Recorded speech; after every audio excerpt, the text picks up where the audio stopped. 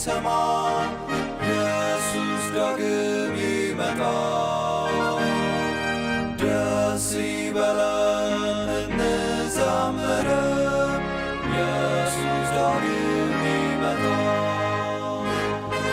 ይመለሳል ይመለሳል ኢየሱስ ዳግም ይመጣል።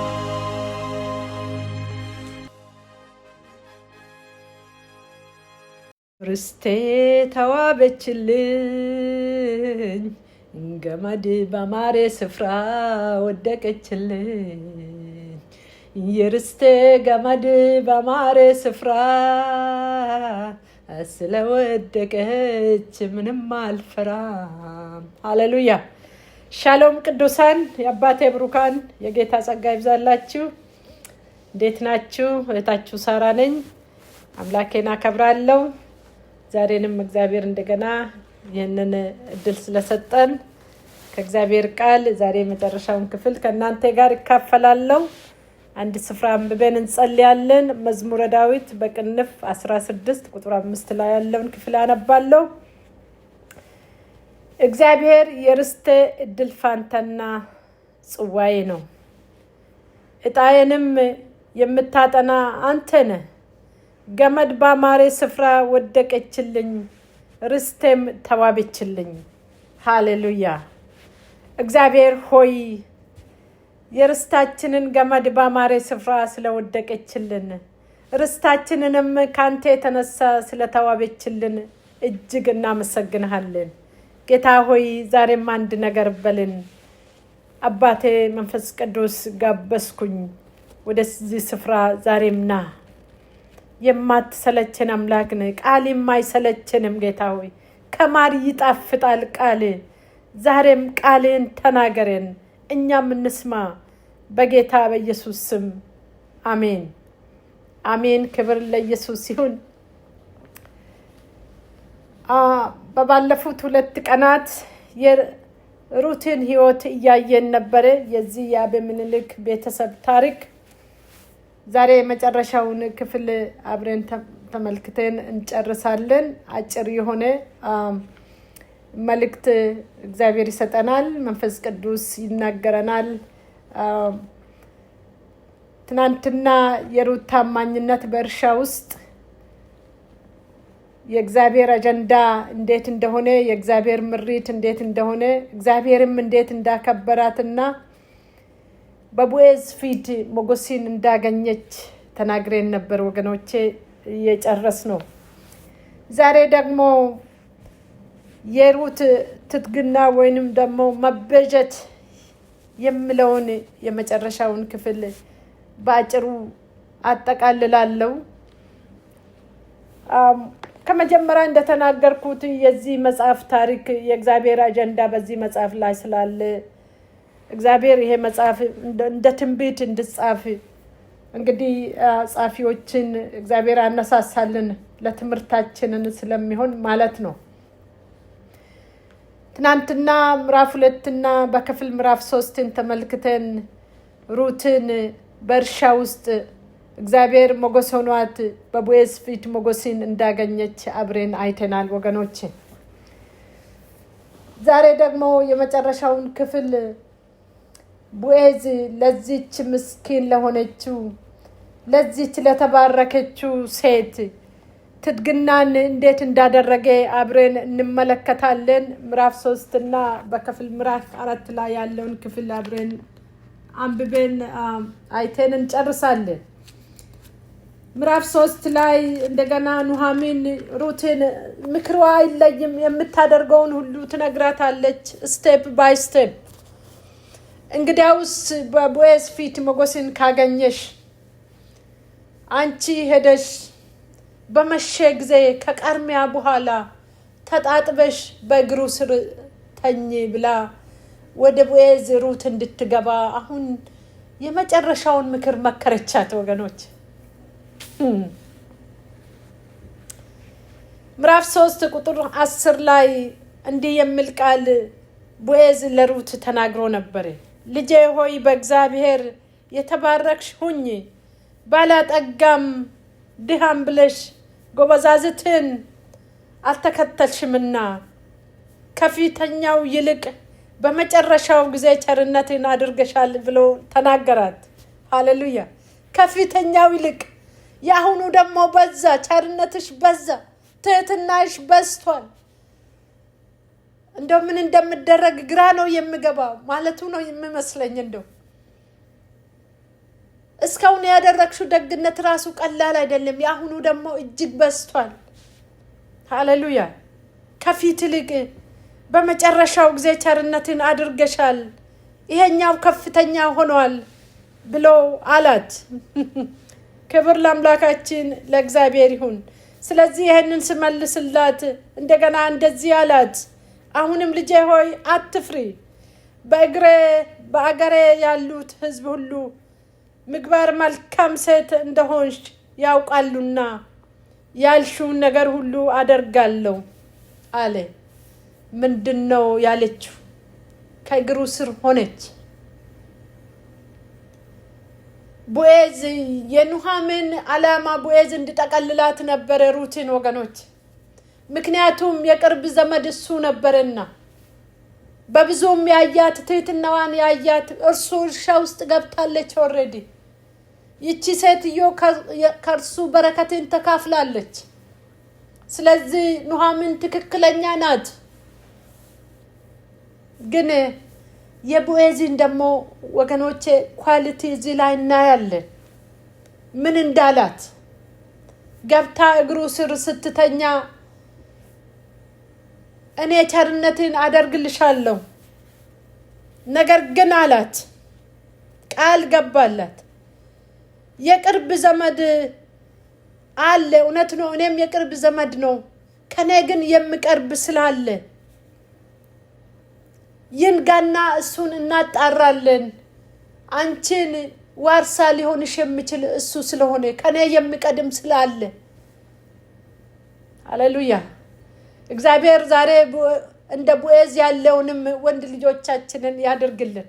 እኔ 2 ወንድ ልጆች አሉኝ። በዚሁ እንግዲህ ታሪኬን እየነገርኳችሁ ነው። የቦዔዝን ኳሊቲ አይቼ እግዚአብሔር ሆይ ወንድ ልጆቼን እንደዚህ አድርግልኝ ብያለሁ። የሚያጣሩ ወገኖች፣ የማይቸክሉ ቶሎ ብሎ አጋጣሚ ወስዶ የማይጠቀሙባቸው። ቦዔዝ እኔ አጣራለሁ፣ ግደለም እዚሁ ደሪ፣ ነገ አጣራለሁ። የሚያጣሩ ወንዶች ይውጡ በኢየሱስ ስም። ወንድ ልጆቻችንን እያጣሩ እየሆነ ያለውን እኛም እያጣራን እንሄድ። እኛ እያጣራን ስንሄድ ወገኖቼ እግዚአብሔር ይቆጥርልናል። የምጸለይለትና የምጸልይም አይጠፋም። ይህንን ወቁ። እኔ ብዙ ጊዜ በጸሎት ላይ መንሽን አረጋለሁ።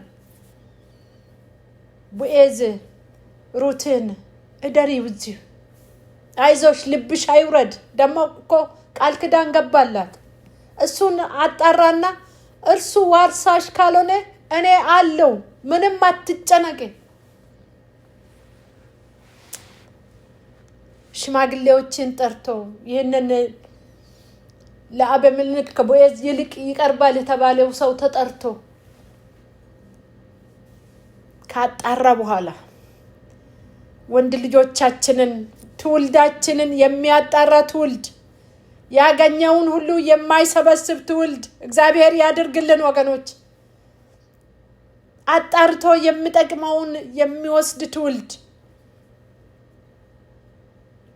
እኔ ለልጆቼ ስጸልይ ብዙ ጊዜ የሚጠቅማችሁን በረከት ብቻ እንድትሰበስቡ ብዬ እጄን ጭኜ ጸልይላችኋለሁ። ከማይጠቅም ነገር ጊዜያቸውን እንዳያጠፉ፣ በማይጠቅማቸው ነገር ጊዜያቸውን እንዳያጠፉ።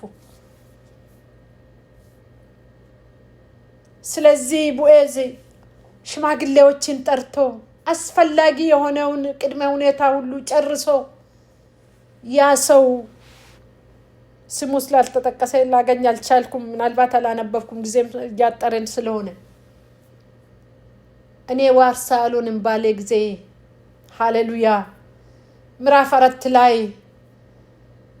ቦዔዝ ሩትን አወቃት፣ ወሰዳት ይላል የእግዚአብሔር ቃል። ክብር ለኢየሱስ ይሁን።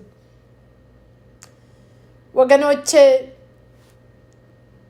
እርሷም አረገዘች፣ ወንድ ልጅም ተወለደ። ለኑዓሚን እግዚአብሔር መጣላት፣ የጉብኝት ዘመን መጣላት። ያ ሐዘኗ ተረሳላት ወገኖቼ፣ ተሻረ። የእግዚአብሔር አጀንዳ፣ የእግዚአብሔር ጉብኝት ኢዮቤድን አመጣ። ኢዮቤድ ተወለደ። የዳዊት አባት የእሴይ አባት ተወለደ። እግዚአብሔር ይህንን ቤተሰብ ጎበኘ። እንደገና ታሪካቸው ተለወጠ። ሃሌሉያ! ክብር ለኢየሱስ ይሁን። ንጉሥ መጣ ወገኖቼ ወደ ምድር። ይቺ ምናምን የተባለችው እምነት የሌላት ሞዓባዊት የሆነች ሴት በመታመኗ፣ በታማኝነቷ፣ በጽናቷ፣ በትዕግስቷ ለኑዓሚን ስላደረገች ደግነት እግዚአብሔር ለካ አጀንዳ ነበረ በዛ ውስጥ። ለእስራኤል ንጉሥ ስላልነበረ ንጉሥ በሷ ውስጥ ለካ ሊመጣ ነበር ወገኖቼ። ሃሌሉያ! ክብር ለኢየሱስ ይሁን። የእግዚአብሔር ቤተሰቦች፣ የጽዮን እናቶች፣ ይሄ መልእክት በዋነኝነት ለጽዮን እናቶች ቢባልም አየር ላይ ስለሚውል ማን እንደምሰማ አይታወቅም። አንድ ነገር ብዬ አጠቃልላለሁ። እግዚአብሔር ቦዔዞቹን ምድር ላይ እንዲያበዛልን የነና የናንተ ጸሎት፣ የነና የናንተ ለቅሶ ቦዔዝ ከፊት ይልቅ የመጨረሻ አምሯል፣ ቸርነትሽ በዝቷል እንዳላት ከፊት ይልቅ እንድንተጋ፣ ሩት ከቤታችን እንድትወጣ መልካም እርሻ ውስጥ የምትገባ የእግዚአብሔር አጀንዳ ውስጥ የምትገኝ ሴት ልጆቻችንን እንዲሆኑልን ከፊት ይልቅ እንድንበረታ፣ ከፊት ይልቅ እንድንተጋ፣ ንጉሥ ከቤታችን እንዲወጣ። ንጉሥ ከሩት ቤት ነው የወጣ ወገኖች። እንድንተጋ፣ እንድንበረታ፣ እኛም ረፍት አንሰጥም እንዳለን ጽዮን እስክትጎበኝ ድረስ የእግዚአብሔር ቤተሰቦች በምናየው ሁኔታ ልባችን አይውደቅ። ባዘነው ጉዳይ ላይ ልባችን ተተክሎ አይቅር። ሐዘን ብዙ ያደክማል። አይቼዋለሁ፣ አልፌበታለሁ። ነገር ግን ዘላለማዊ የሆነውን እንመልከት። እግዚአብሔር በሐዘናችንን ውስጥም አይተወንም። ብንደክምም በድካማችንንም ቢሆን አይተወንም።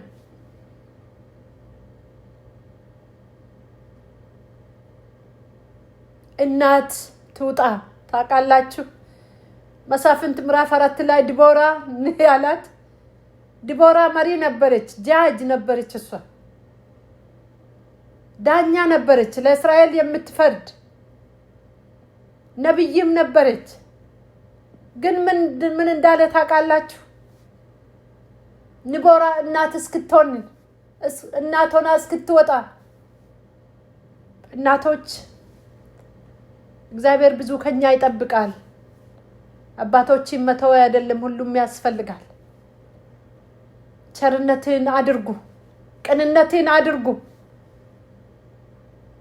ብዙ ትዕግስት ከእናቶች ነው የሚፈለገው። ብዙ ፍቅር ከእናቶች ነው የሚፈለገው። ብዙ ማቀፍ፣ ብዙ መሸከም። ተሸክመን አይደል የወለድናቸው። በልጆቻችሁ አዝናችሁ ከሆነ ተውት፣ ተሸከሙ፣ ቻሉ። የምንችለው ስንንበረከክ ነው ወገኖች። ከፊት ይልቅ ስንተጋ ነው። እነዛን 2 ሴቶች አስታውሱ። የሞተባትና የተሰረቀባትም ሁለቱም ተኝቶ ነው።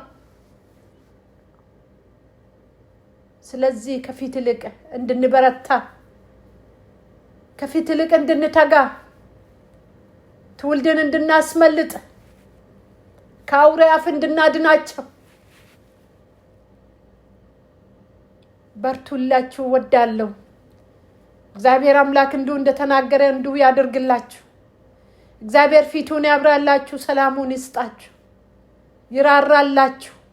ለሁላችንንም የርራዬ አምላክ ይራራልን።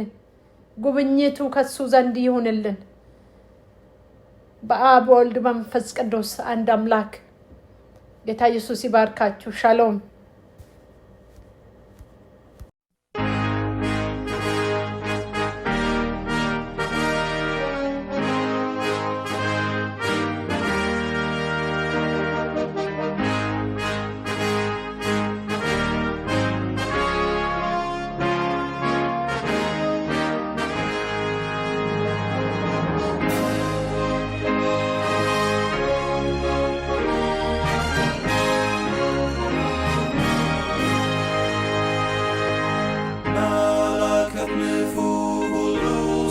ሰማ ኢየሱስ ዳግም ይመጣል። ደስ ይበለን እንዘምር፣ ኢየሱስ ዳግም ይመጣል። ይመለሳል ይመለሳል፣ ኢየሱስ ዳግም ይመጣል። ተራሮቹ ኢየሱስ ዳግም ይመጣል። ኢየሱስ ይመጣል በክብር ዙፋን። ኢየሱስ ዳግም ይመጣል። ይመለሳል ይመለሳል፣ ኢየሱስ ዳግም ይመጣል። ፍጥረቱ ሁሉ ይናገረናል፣ ኢየሱስ ዳግም ይመጣል። እስከ ባህር ዳር ሁሉ ያየዋል፣ ኢየሱስ ዳግም ይመጣል። ይመለሳል ይመለሳል፣ ኢየሱስ ዳግም ይመጣል። የምድር መናወጥ ለሰዎች ይላል፣ ኢየሱስ ዳግም ይመጣል። አውሎ ነፋስም ያስታውቀናል፣ ኢየሱስ ዳግም ይመጣል። ይመለሳል ይመለሳል፣ ኢየሱስ ዳግም ይመጣል። ሕዝብም ይቆጣል፣ በዚህ ይታወቃል፣ ኢየሱስ ዳግም